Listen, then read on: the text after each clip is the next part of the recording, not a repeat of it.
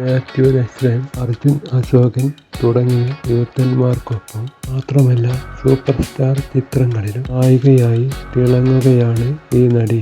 മലയാളത്തിൻ്റെ പ്രിയപ്പെട്ട നായികമാരിൽ ഒരാളുടെ കുട്ടിക്കാല ചിത്രമാണ് ഇത്. കൂടെയുള്ളത് നടിയുടെ ചേച്ചിയാണ്. മലയാളത്തിലെ ഏറ്റവും പ്രോമിസിംഗ് ആയ യുവതാരങ്ങളുടെ പട്ടികയിലാണ് ഈ നടിയുടെ സ്ഥാനം.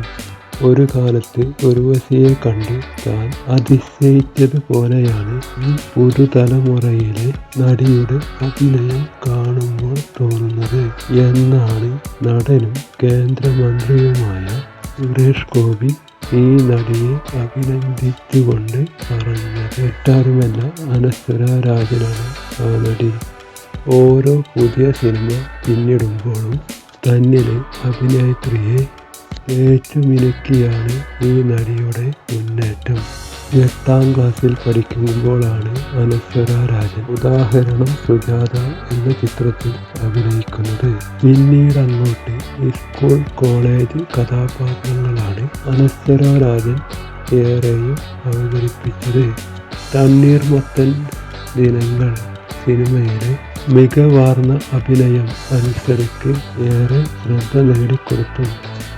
എവിടെ, അതിരാത്രി, സൂപ്പർ ശരണ്യ, മൈക്കേ എന്നീ ചിത്രങ്ങളിൽ അനശ്വര രാജൻ ശ്രദ്ധേയമായ വേഷങ്ങൾ ചെയ്തു.